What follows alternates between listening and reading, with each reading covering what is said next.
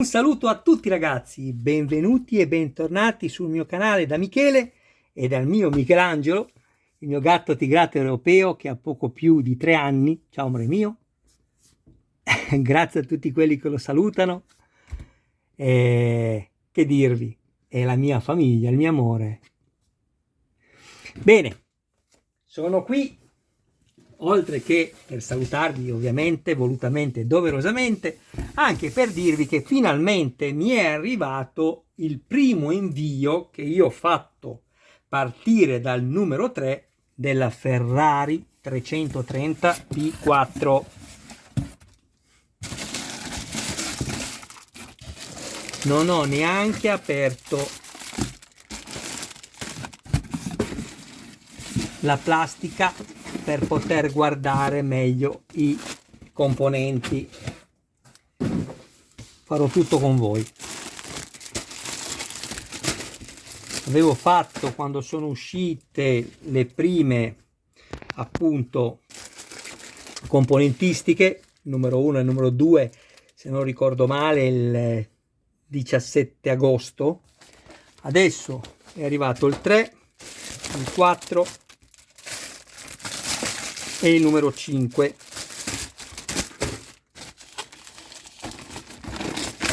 Abbiamo il raccoglitore,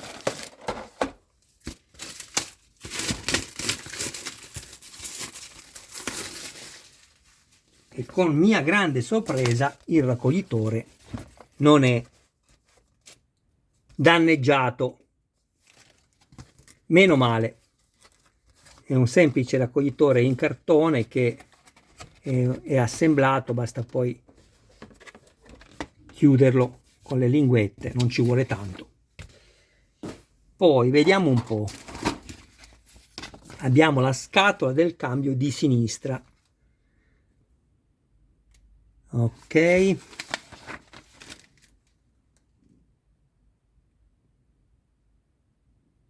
Oh, che bello qua. Abbiamo una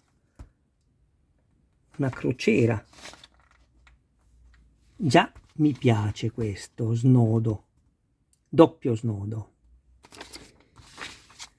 Questo è il risultato finale del numero 3. Vediamo l'interno del fascicolo.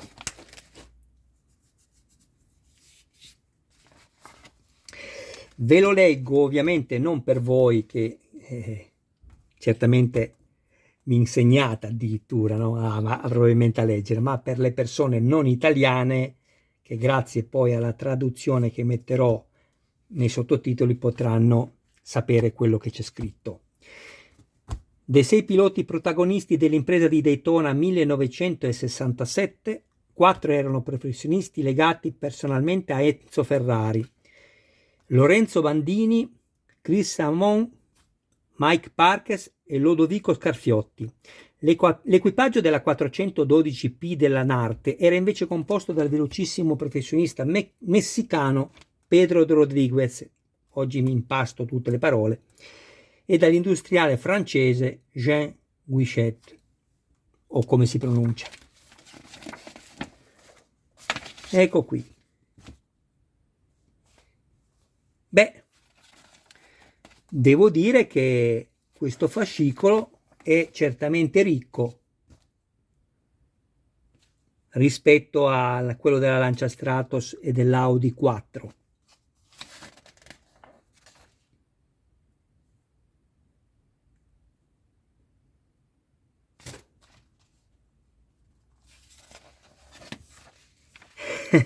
C'è il mio Michelangelo che mi guarda. Tra un po', ma si addormenta tra un po'. Scarfiotti, unico pilota italiano ad aver vinto il GP d'Italia in Formula 1. Disputò, sto leggendo, soltanto 10 Gran Premi, ma vinse ben 2 campionati europei della montagna, specialità molto importante all'epoca, nel 1962 e nel 1965. Altre importanti vittorie furono Le Mans nel 1963 e la 1000 km del Nürburgring del 1964, mentre nel 1968 aveva firmato un contratto con la Porsche per le gare in circuito in salita, dove trovò purtroppo la morte nelle prove della gara di Rosfeld l'8 giugno di quell'anno. Aveva solo 35 anni, mamma mia ragazzi.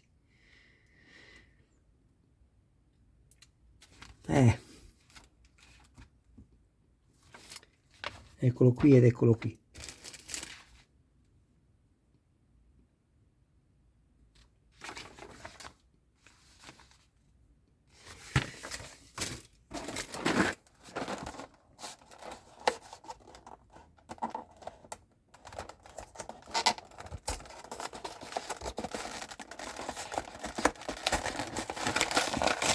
In realtà questo qua, scusate, stavo pensando alla brutta notizia che sì, è storia purtroppo, però è sempre triste, no? Un uomo che perde la vita a 35 anni, sicuramente perché allora c'erano molto meno sicurezze di quante non ve ne siano oggi, dà ancora più tristezza. Ecco qui.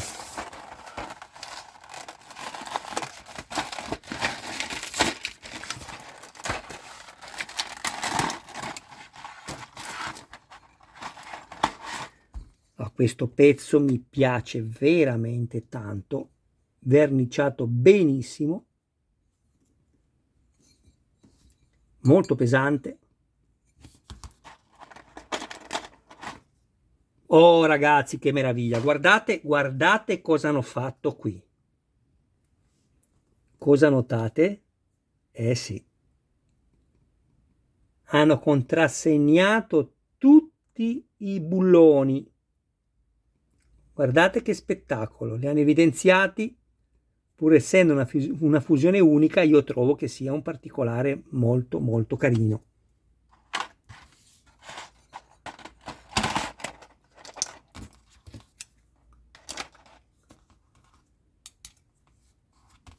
Questo è metallo, sì, metallo, e questo è anche metallo. Sono molto contento che sia stato fatto in metallo. Allora, questo si chiama trascinatore semiasse sinistro. Ma che forte ragazzi, che bello.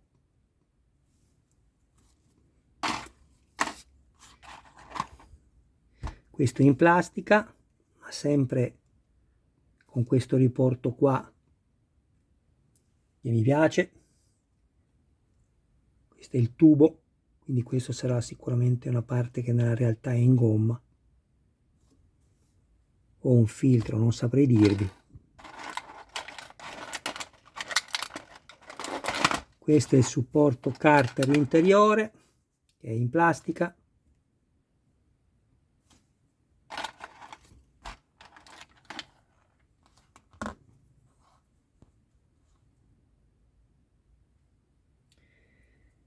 Questa invece c'è scritto dettagli del carter. E questa sarà la pompa.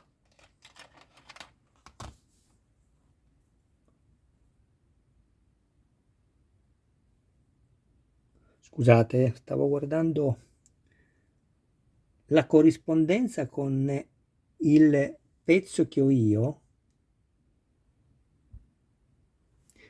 che però non c'entra e non capisco perché. No, questa è la pompa dell'acqua. Ok, adesso sì. E questo invece è il dettaglio del carter. Ok, questo è il carter anteriore del motore, plastica.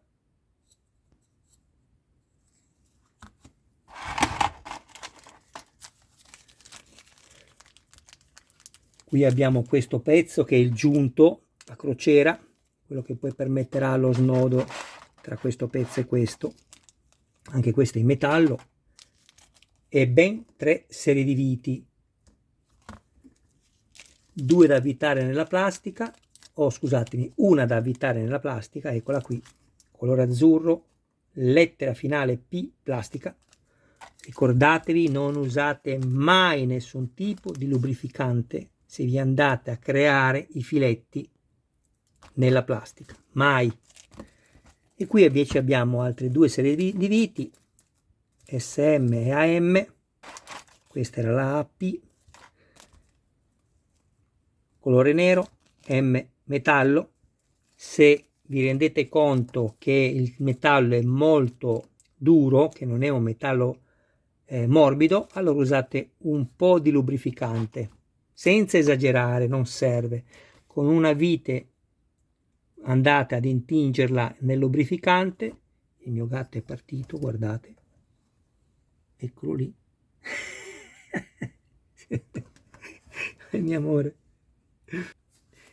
E quindi con una stessa vite potete fare 2-3 filetti senza ribagnarla nuovamente. Perfetto. Passiamo all'uscita numero 4.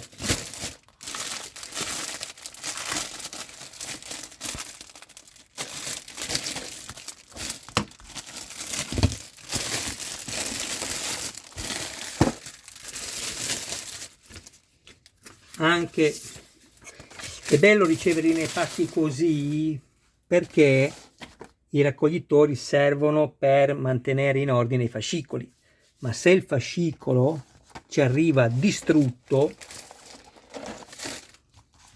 e allora a cosa servono i raccoglitori?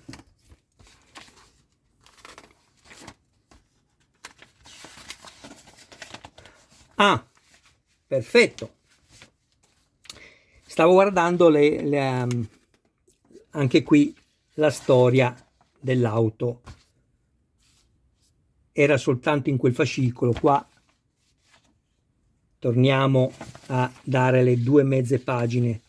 Però diciamo che abbiamo 110 uscite, anzi non ve l'avevo detto in questo primo unboxing, ma sono 110 uscite, eccole qui. Ricordo che la prima è costata 1,99 €, la seconda 5,99 € e vi esortavo anche a prendere più numeri. Io ne ho presi 4, numeri 2, perché la ruota completa, ed è bello anche se uno vuole fare una scenografia con il treno di gomme, è bello di sicuro. E poi le altre 108 uscite rimanenti, 12,99 €. E quindi dicevo, abbiamo solo queste 2 mezze pagine, però consideriamo che sono 100 fascicoli, quindi poi avremo 100 pagine. Ma io adesso magari dirò una sciocchezza senza sapere di dirla, altrimenti non la direi. Ma non si potrebbe fare dei fascicoli soltanto con le informazioni di montaggio, e al limite, visto che questi fascicoli hanno 8 pagine, no? Fronte e retro, 8 pagine, quindi fare la copertina e poi fare 6 pagine dentro di storia dell'auto. Secondo me sarebbe più carino avere proprio un fatto editoriale così, cioè avere dei fascicoli prettamente dedicati alla storia dell'auto e invece tutto il resto solo al montaggio. Non lo so, magari, ripeto, senza volerlo fare, ho detto una cosa che non si può neanche fare.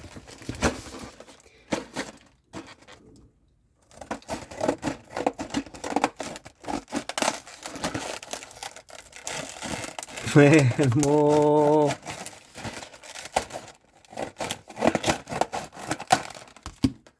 Ecco qua.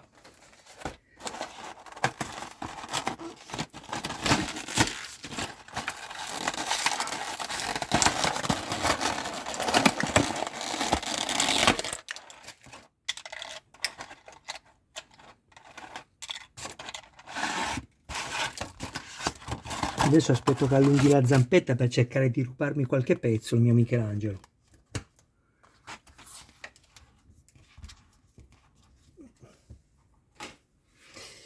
Andiamo a vedere, anche se poi vi spiegherò tutto nel dettaglio quando farò il video di montaggio. Qui abbiamo la scatola del cambio di destra, quindi lettera R, eccola qui. Anche questo è fatto molto bene ed è in metallo. Questo è in plastica. Anche qui abbiamo il particolare evidenziato dei bulloni neri.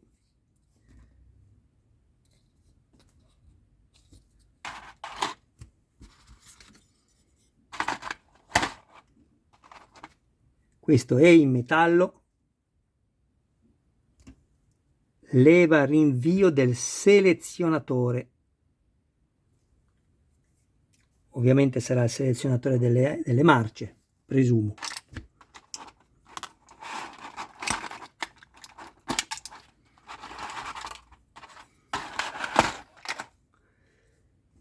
Questa parte, dettaglio scatola del rinvio ed è in plastica.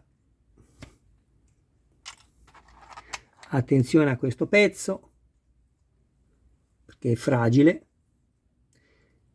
Pompa a frizione.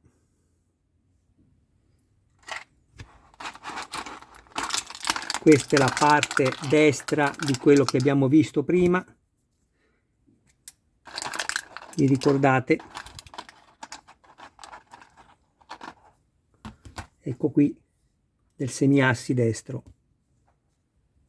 Questo poi andrà messo così e questo sopra andrà avvitato così e potrà lavorare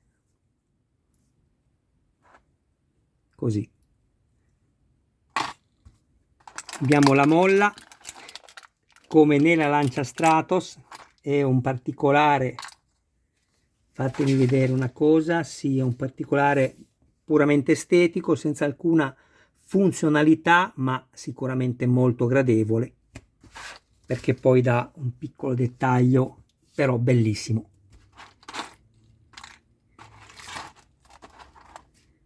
Questo è un tubicino trasparente che è il tubo, semplicemente chiamato così e basta.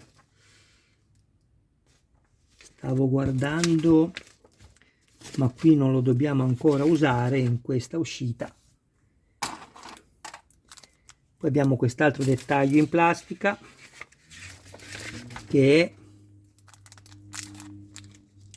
anzi ce n'è due qui.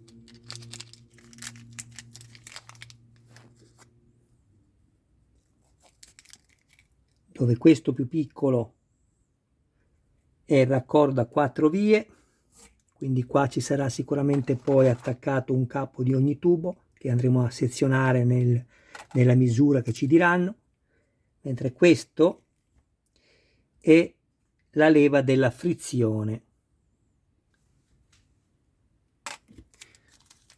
Faccio che rimetterli qua che è meglio. Faccio vedere un metodo che ho fatto vedere sin dalle prime uscite di Iron Man.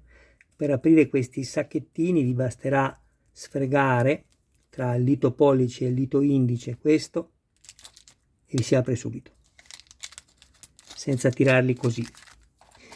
Bene, anche questo lo abbiamo visto. Chiudo. Poi restate con me perché vi faccio vedere quello che ho montato nelle prime due uscite e poi ci salutiamo.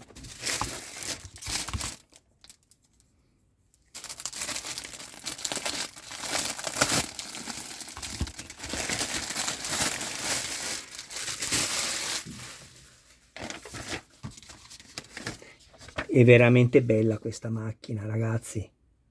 Se potete farla, fatela perché è veramente bella. Poi le macchine con i numeri hanno, per quanto mi riguarda, hanno un certo fascino. Qui troviamo il blocco motore di sinistra e uno spinterogeno. In realtà non è... Allora, dove vai Michelangelo? Ok. abbiamo la calotta spinterogeno e il corpo spinterogeno.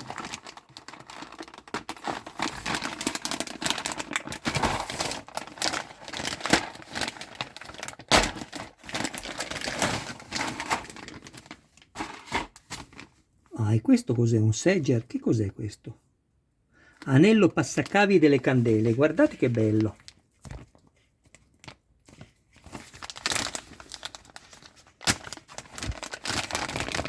Dovrebbe essere in metallo, perché è strano che facciano un anello passacavi per tutti i fili in plastica, però vediamo.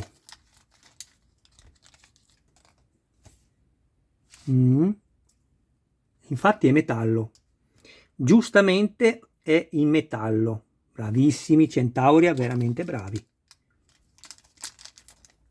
Fate le cose che durino. 2 serie di viti da avvitare,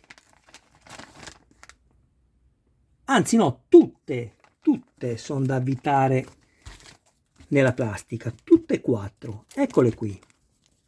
AP, KP, MP e AP. Ricordatevi, mai mettere lubrificante per crearvi filetti, mai.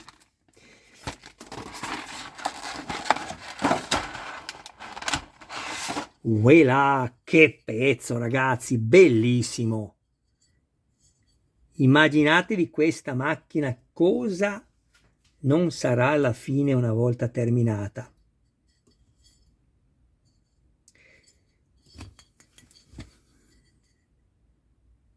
Vedete, L sinistro.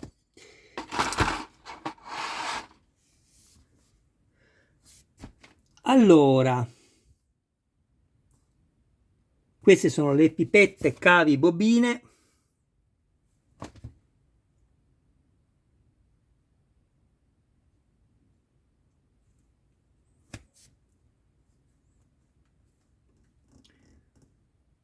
(12 più altri), ce n'è sicuramente in più.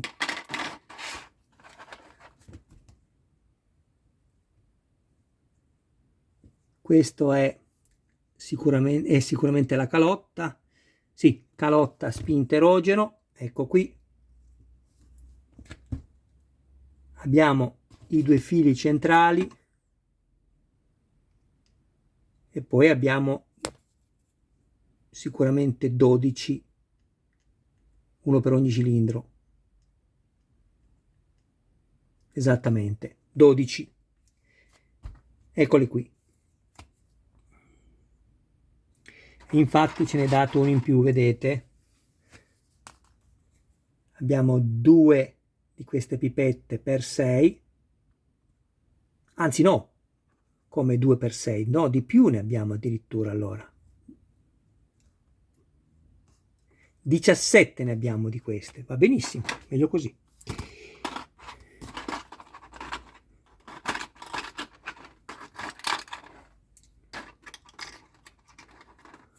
Qui è tutto plastica, ecco qui.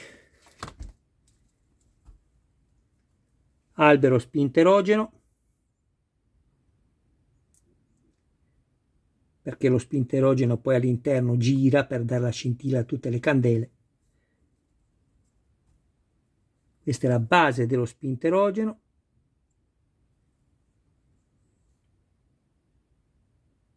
Chiedo scusa, questa è la base dello spinterogeno. Questo è il corpo spinterogeno.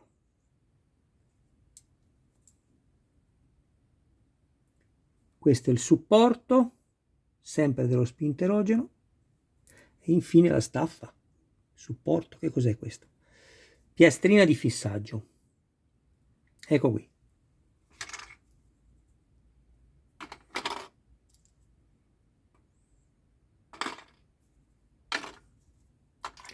Bene, anche questo lo abbiamo visto.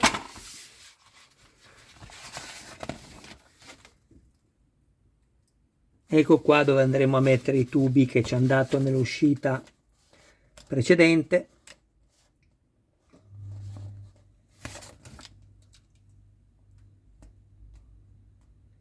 sono tubi trasparenti, è un tubo trasparente come abbiamo visto.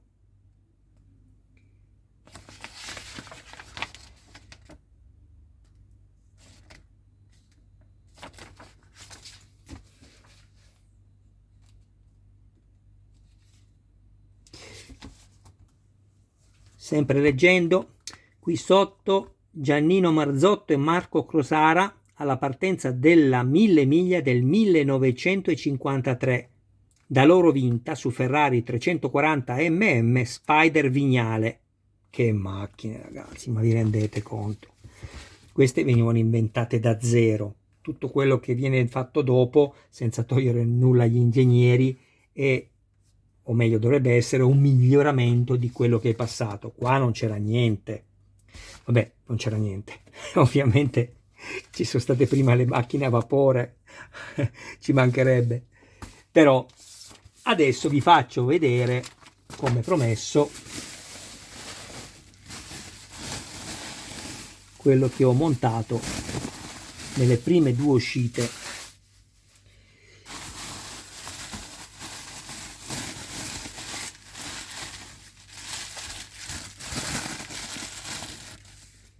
Ecco qui la portiera sinistra,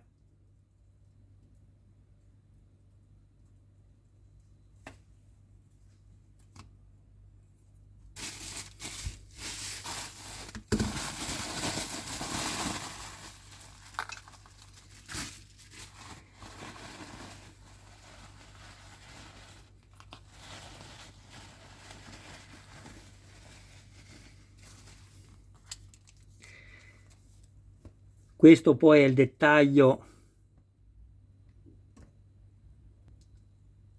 ecco qui,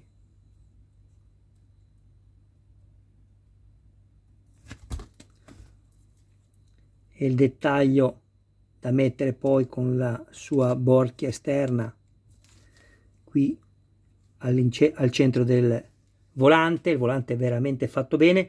L'unica cosa, ma sinceramente non importa, è che nella macchina reale lo stemma non rimane, no, questo qua scusatemi, questa non è la borchia del volante, perché questo è un pezzo in più che mi era stato dato, se avete visto il mio video, per questa luce qui, me l'hanno dato in più, si sono sbagliati credo, mentre questo qui va poi messo al centro ovviamente, però nella macchina reale è più all'interno, non rimane a filo qua delle razze, ma va molto più all'interno, però va bene così.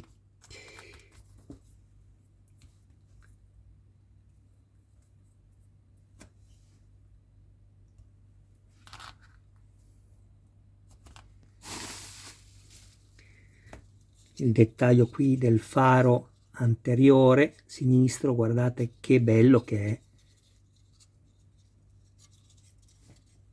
Vi volevo far leggere quello che è stampato nelle plastiche. Ecco, guardate, carello.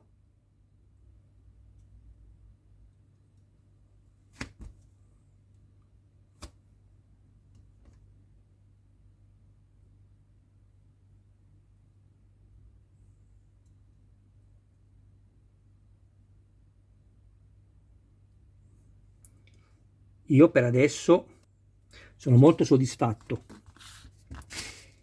E questa è la ruota.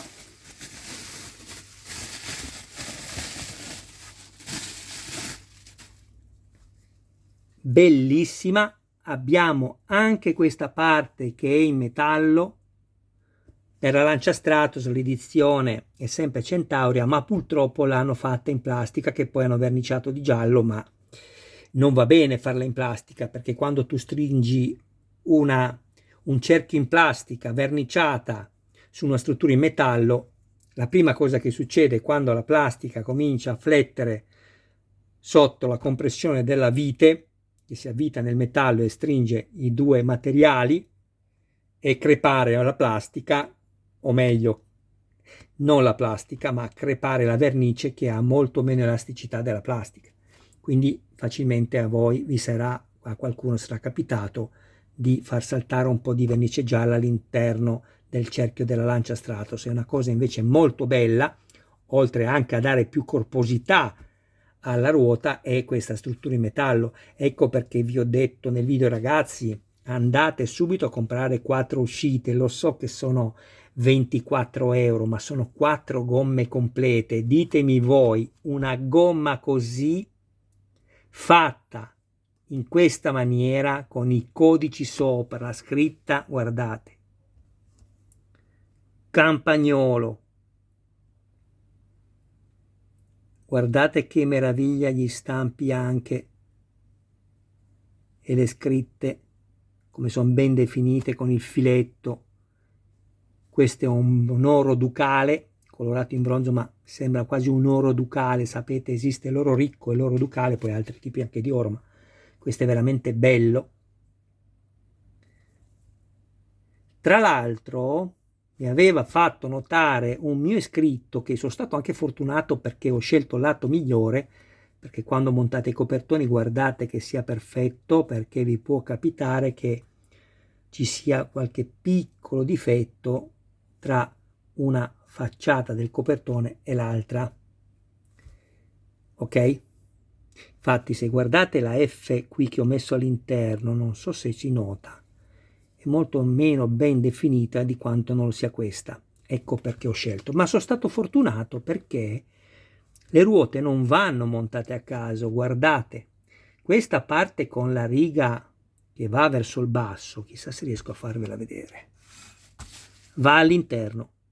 Ecco, vedete questa riga che è in obliquo qua, non rimane dritta, va in giù, questa finale, mentre invece questa, aspettate che guardo, vedete che è diritta, questa esterna è diritta, questa non lo è.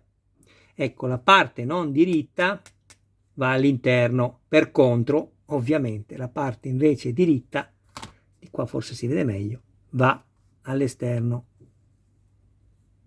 Ecco, vedete? Invece di essere così, è così la riga. 10 minuti per spiegarvi una cosa semplicissima. Il problema è solo mio, non è vostro, scusate ragazzi. Ho sempre paura di non arrivare a tutti, perché poi mi scrivete delle cose in privato che va bene tutto, però alla fine mi preoccupo ancora di più, perché dico ok, devo spiegarlo ancora in maniera più semplice, ecco, perché ho piacere che tutti comprendano quello che io dico. Siccome non sono assolutamente un esperto, ma sono un appassionato come voi, cerco di fare quello che riesco, di più non posso. Va bene ragazzi, io vi ringrazio del vostro tempo, un abbraccio a voi, un saluto e un saluto a tutti i vostri cari più cari. Grazie sempre di seguirmi, iscrivetevi al canale, attivate la campanella, sarete così aggiornati su ogni mio nuovo video pubblicato. Date anche un'occhiata alla playlist, potete trovare tanti modelli e non solo di auto. E infine, se ci fosse qualcuno interessato al montaggio del proprio modello, mi contatti privatamente. Grazie, ma guardate soltanto il particolare della valvola di gonfiaggio. Ditemi se non vi sembra vera. Il tappo evidenziato in nero e la parte che poi all'interno c'ha la gomma, perché è tutto in gomma, per il tubeless poi, perché ovviamente, anzi tra l'altro queste no, queste avevano la camera d'aria a quei tempi, quale tubeless. Che belle. Io amo il particolare, non vi devono sfuggire i particolari, apprezzateli, guardateli, guardiamo i difetti, ma capiamo anche che tra l'altro non vi avevo neanche fatto vedere questo, eccolo qua.